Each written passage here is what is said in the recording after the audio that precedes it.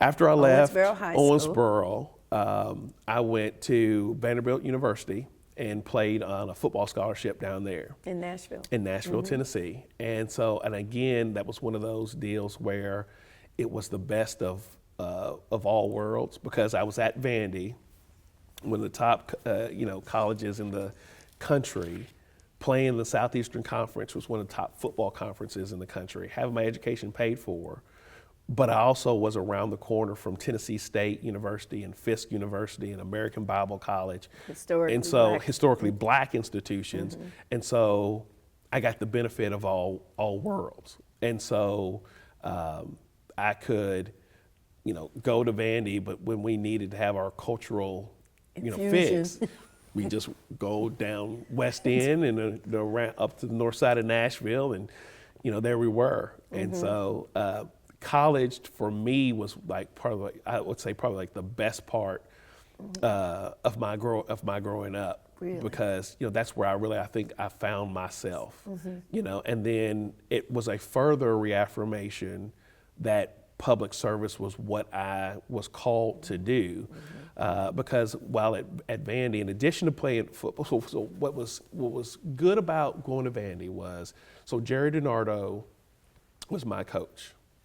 And one of the best stories about I knew Coach DiNardo was the best guy for me was my dad asked him a question when I was getting recruited.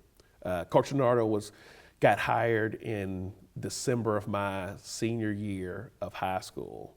And so the previous coach, Watson Brown, had gotten fired, and I was being recruited by that staff. And then he gets fired, and I'm like, oh my God, what's gonna happen to me? Vandy was offering me a scholarship. I don't know if they're still gonna offer me one now because we have a new coach. Coach DiNardo gets hired. I'm the second person he comes to see.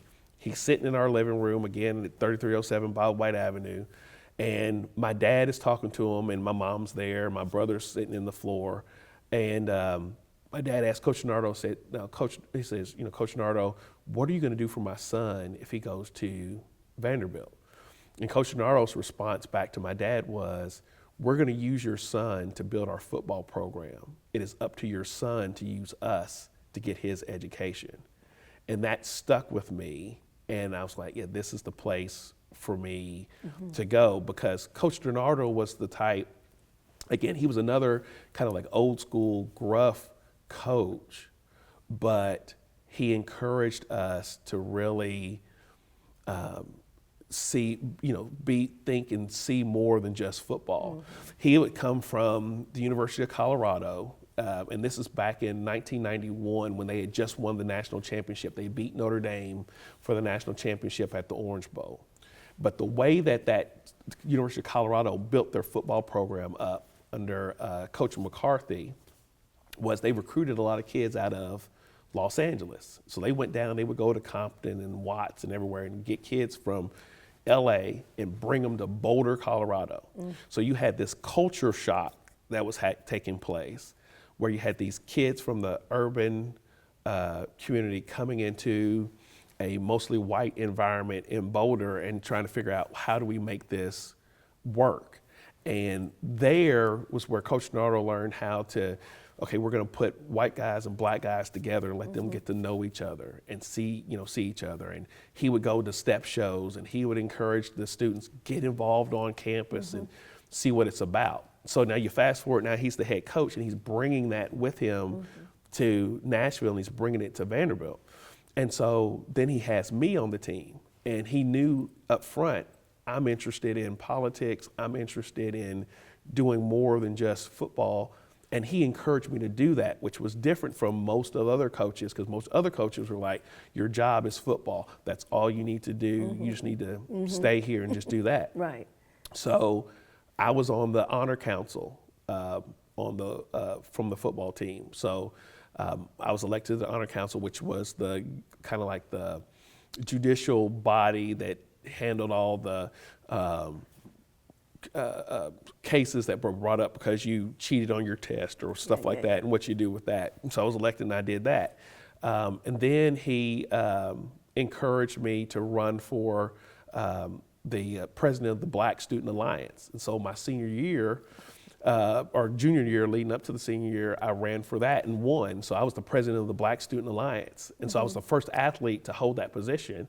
And because I was the president and on the football team, I brought a lot of the football players to BSU functions. And now, so I'm bringing the student athletes and the students together, and we're starting to now, interact with each other. So going back to kind of harkening back to the way things were, if you would think about it during the late 60s, early 70s on most of your HBCUs, athletes and ball players and athletes and students work together to try to promote and move things forward. And so he encouraged me to do that. And then finally, I think the biggest thing, and this is what solidified the fact that I knew I needed to come back to Kentucky to pursue my political career, was that he let me intern in Washington, D.C. for then U.S. Senator Wendell Ford, who was the majority whip at the time, but was also from Owensboro. And he always, and so that's why I did my summer internship between my junior and senior year was in Washington, D.C. Wendell Ford was quite a character, too. Oh, yeah. So, so the thing is with Senator Ford, he was different. Where he was at the time, it was in the Russell office building. And across the hall from him was Teddy Kennedy's office. And so you got to see the differences in the offices. Teddy Kennedy had 75 interns intern for him in the summer, 25 interns every month. So over that 3-month period, 25 new folks would come rolling through there being interns for him. Senator Ford had 5 for the whole summer. And actually what was interesting, that's where I met Craig Greenberg, who is now the president of 21C Hotels. But Craig and I were both interns in his office, and we were back in the mailroom. And that's where we met each other. And but in Ford's office, that's where I got to see up close and personal, this is what being a public official is really about. And the cool thing about with Senator Ford was he paid his interns. So first of all, so that helped us live in DC. So I coupled my scholarship money for my housing along with what I was getting paid from Senator Ford to be able to have an apartment. And you were rolling. Yes, I was good, but otherwise there was no way my parents, who are a teacher and a lab tech at the hospital, were going to be able to pay to send me to DC for a summer to have that type of experience, right? And so I went up there, I did that, I did research on, I created like this, for my paper, I did a paper called the Tandy Tobacco Plan, which was a plan to transform the Kentucky agricultural economy being completely dependent upon tobacco and transform it into other agricultural products that would still sustain the small family farm, while at the same time helping them get the yields that they would need, and using the same products and some of the same equipment that they would use if they were farming tobacco. So I got to do all of that. And then the other cool part about what he would let you do is he did a one-on-one interview with each intern every summer. And so you get to sit down with him for about like an hour. You could ask him whatever you wanted to. And so I would tick down through everything with him about, okay, well, what about raising kids as a public official, and what about, what your wife, and how do you balance all of that? And I went through all of that, and he would answer all of it. And so it further solidified for me, like, yeah, I can do this, Well, I know if you were around Wendell Ford, you were used to a smoke-filled room. Well, that's true. He would be blowing that smoke. Well, now here's the funny story about that was, so the Capitol at that time was smoke-free. Except for his office. And the reason being was because he was the chairman of the Rules Committee for the Senate. And that just happened to be what the rule was. And so, yeah, but Senator Ford was great. He actually helped me on my very first campaign when I ran for state rep. He did a robocall for me. And I really believe that is what got everybody's attention, was when you're having a kid from Owensboro, Kentucky, who moved to Louisville. I graduated law school in 1998 and came directly here. So young. And then ran 4 years later for House of Representatives. And then to have Wendell Ford, the former, because at the time he was retired, have the former majority whip of the House of the Senate do a robocall for him. I mean, it shook a bunch of the people in Frankfort. And so that after that, I think I was the only House race to have Jody Richards, who was the Speaker of the House at the time, Greg Stumbo, who was the majority leader, Larry Clark, and Brereton Jones all do robocalls and mail pieces against me in that particular race. Wow. Now after that, we were friends afterwards, but to have a. But it sounds like in some ways there's a gospel song that says, "Order my steps in your word," and it sounds like in some ways your steps were so ordered. And like I was going to ask you, why'd you become a law? But it's so clear as to why. It's like you were a beneficiary of what a lot of others in the Kentucky Civil Rights Hall of Fame, doors that they had to kick open that you were able to walk through. Do you have that sense of, like gratefulness? It seems like you appreciate why you were able to do what you did. I mean, your dad could make a phone call and, Yeah, I mean, I recognize, the saying, you always say, well, I stand on the shoulders of so and so. I mean, that's not just a cliche saying. I mean, that's real for me. I mean, the fact that, like I told you, that I got my gavel from Raul Cunningham, right? And then learning later on about, the Nothing New on Easter and what he did to, for desegregating the Silbot. Then not only that, but see, as a result of that, I also, when I moved to Louisville, the first place, I lived in an apartment for a year behind what then was like Oxmoor Toyota, so like I was Shelbyville Road. Then we moved into the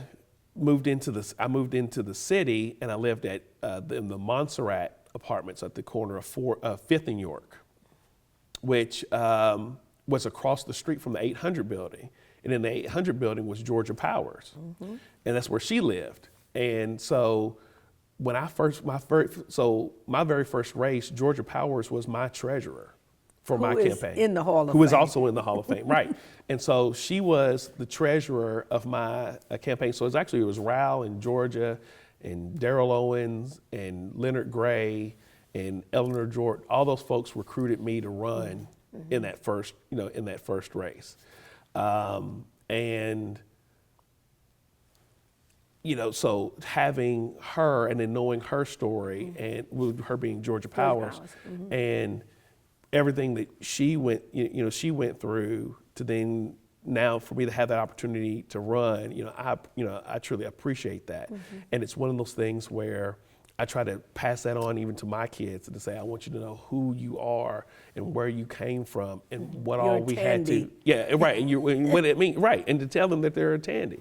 And I would tell them if we were Williams, to tell them you're a Williams or you're a Jones or whatever your last name is, you are somebody. That's what Jesse Jackson used to always say, I am somebody. Well, that's what we try to do. So for me, I'm the beneficiary of that. And then I look at, and I loved history because I always felt like you could learn from the lessons of the past.